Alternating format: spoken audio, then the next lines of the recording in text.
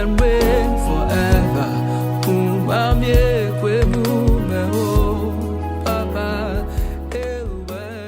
Guys, I've decided to come to talk about my birthing story, and I think one of the reasons why I'm talking about it is because somebody else might watch this and they might find it helpful, because when I was going through the process, trust me, I watched 1,001 YouTube videos, I was on Google, God knows, researching whatsoever.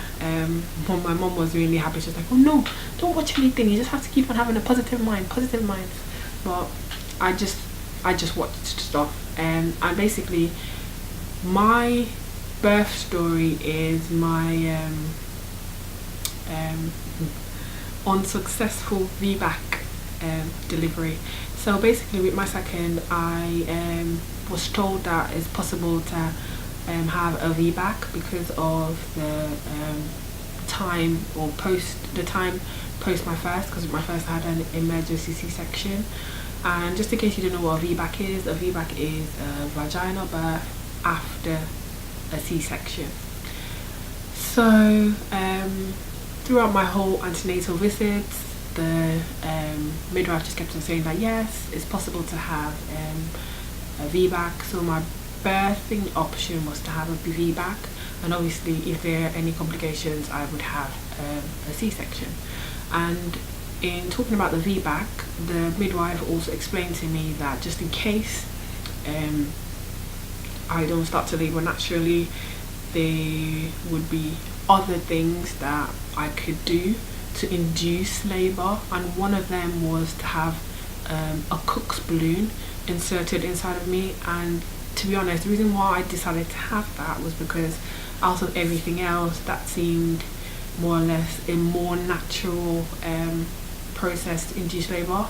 Saying natural is still an intervention, but with the Cook's balloon it had no drugs or hormones or whatever. So fast forward to my 39-week checkup, baby wasn't here. I was being offered a sweep. Is it 39 or 38? I can't remember. No, 37-week checkup. I was offered a 38-week checkup. I was offered a sweep, and I declined because I just kept on saying in my mind, I was very positive that my body would behave itself and you know, kick into labour naturally. So I was told if obviously baby doesn't come, I would come back to the hospital when I'm 40 weeks, and then I would have a discussion with the consultant as to the next phase, which would obviously be an induction, so to get me induced. So God knows, during that whole 2 weeks before my 40 weeks, I did everything. I had spicy food, I danced, God knows, I did all sorts. I was active, cleaned my house top to bottom. Little darling was chilling in my belly.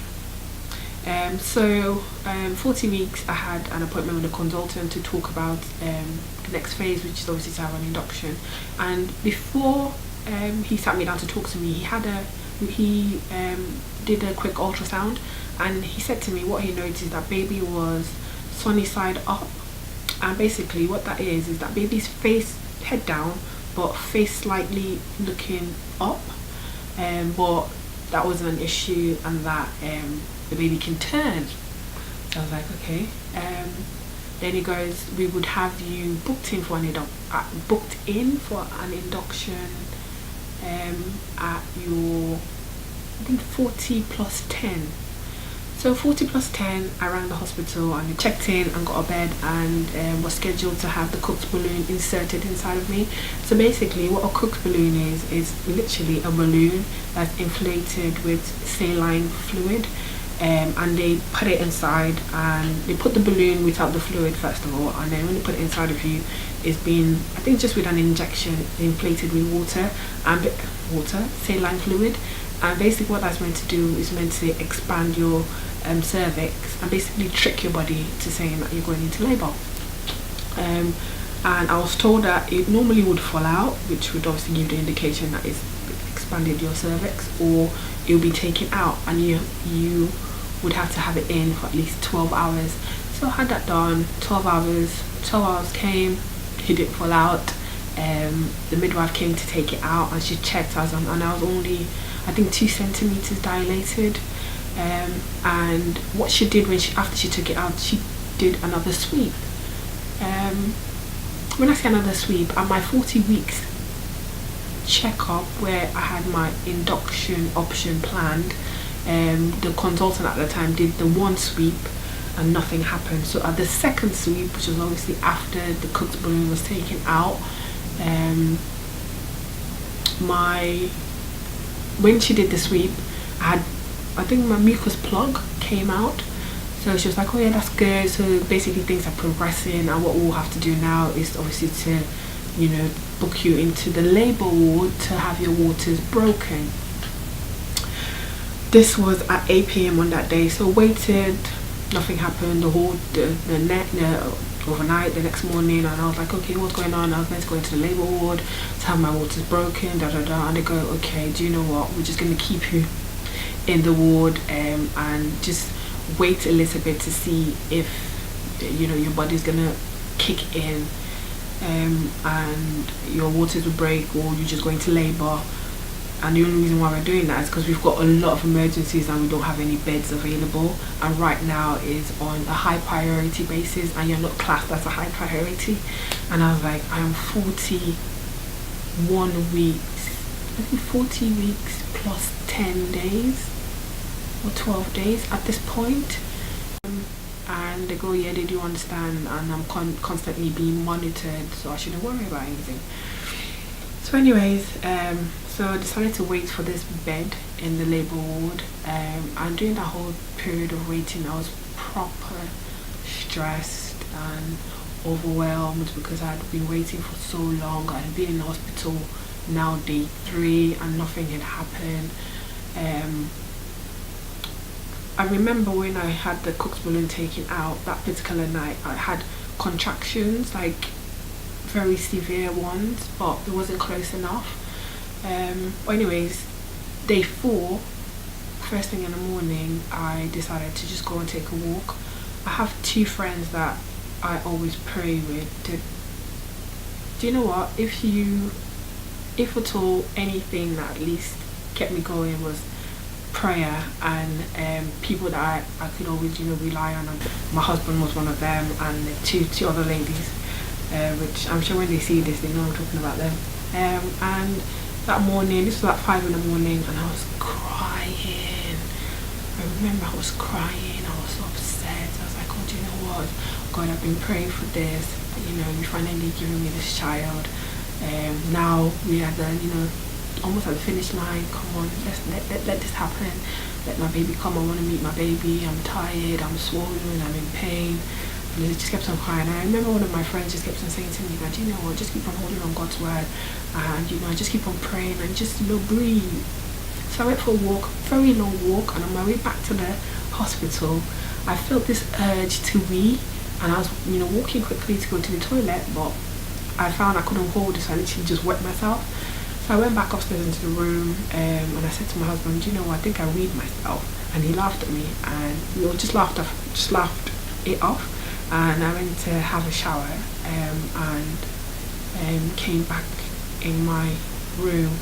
And I think, unfortunately for me, it was very busy in the ward that day. So I think I only had one visit from the midwife, and just checked my BP and checked baby's heart rate, was fine. Anyway, fast forward to the evening. Remember I said I went for the walk in the morning. This was about 6 o'clock. In the evening, I decided to just go speak to the midwife, because when I had the cooked balloon removed and a sweep done, and my mucus plug came, I was having spotting, so I had to wear a pad. And I noticed over the, you know, the period of time that, you know, water was just coming out. Not water, but I don't know. At the time, because when I mentioned it to the midwife earlier on, she said it's normal to have spotting. I just didn't think of anything. So this was now the evening of that day, and I noticed that on the pad the color of the pad was slightly greenish, not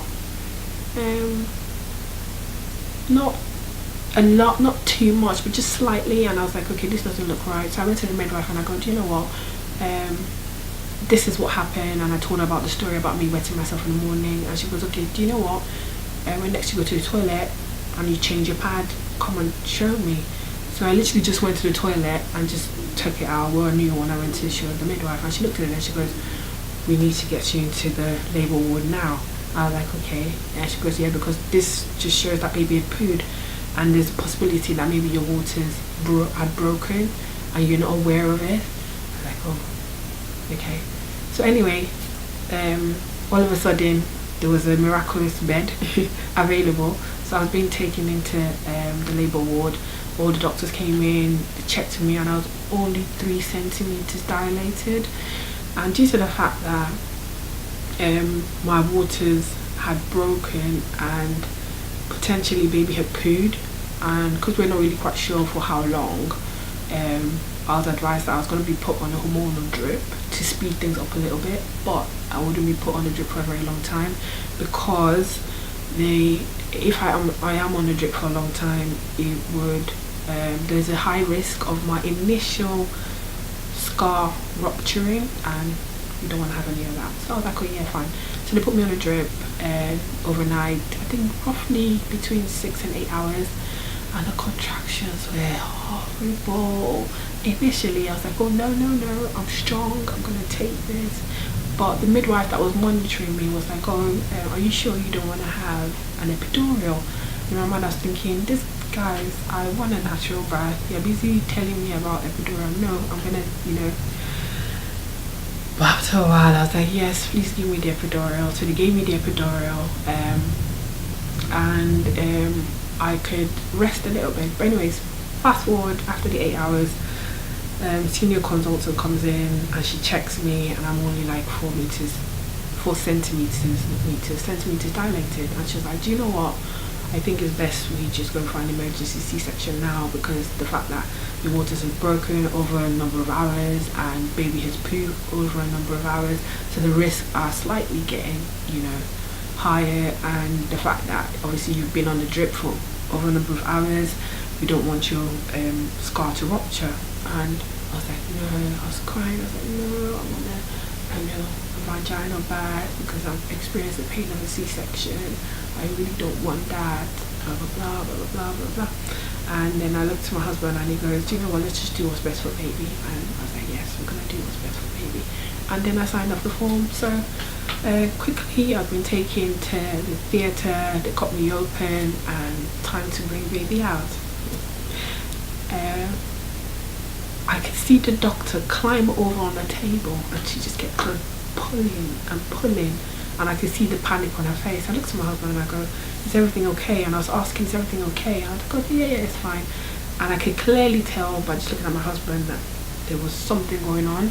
Next minute, like a senior doctor came in, a crash team came in, everybody was running around, and my husband just kept on saying to me, do you know what, don't worry, baby's coming. So this, I can see now these 2 doctors, moving me about, like vigorously shaking me to get the baby out. So eventually baby's out, and she wasn't crying. I was like looking at everyone, and the crash team came in, the pediatrician came in, and baby wasn't crying.